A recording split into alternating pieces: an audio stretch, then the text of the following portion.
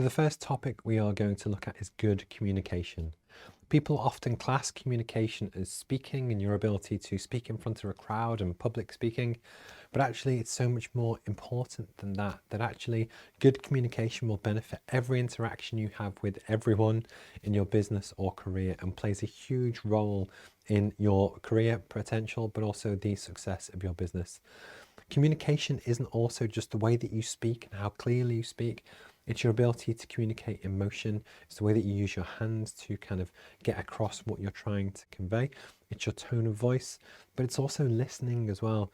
The ability in business to both sit and listen, to really understand someone's viewpoint, to be empathetic, but actually be able to process that and then actually bring people on with your ideas, either to sell them an idea, to sell you a product, or even to convince the board that you are the right person to become the next CEO. Communication is a really important tool to learn.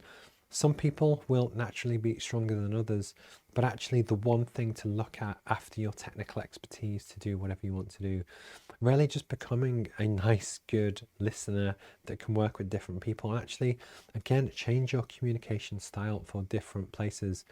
With the roadmap at the time of recording, this goes out to 34 different countries, and the plan is that not everyone speaks English as their native language. So one of the things that I wanted to get much better at is to speak a little bit slower, but also to really help adapt my style to be accessible to more people. That is just one thing that works for me, but actually there's so much stuff that you can really work on in terms of your communication. The other thing to keep in mind as well, it's both verbal communication, but also non-verbal. I'm a big fan of body language, and one of the most valuable things you can do in any meeting is really look and see how the other people react. How do they sit? Are they open to conversation and are they engaged?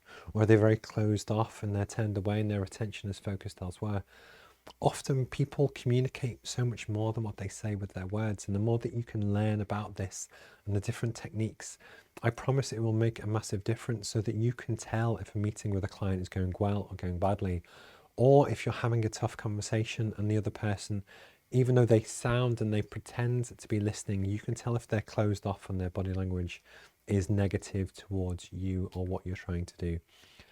To cover this is such a broad topic that we can't physically do it on this course. But what I would recommend, there are some fantastic books on the topic, and also on YouTube, some really excellent videos on body language and things to learn and pick up from different people. And I would be interested if you do the exercise to almost rate yourself currently out of 10 where you feel that you're strong or weak, but also start to think about which areas do you think that you could be better in terms of actually conveying your personal brand and who you are and what your mission is. That yes, we will use this later on personal branding and with marketing when we look to promote you and your ideas and stuff. But actually the first step is just to have a conscious awareness about where you feel that you currently sit in terms of different skill sets. And then likewise, if communication is not your thing, that's absolutely fine, and we'll just build your career and business plan to maybe play to other strengths as well.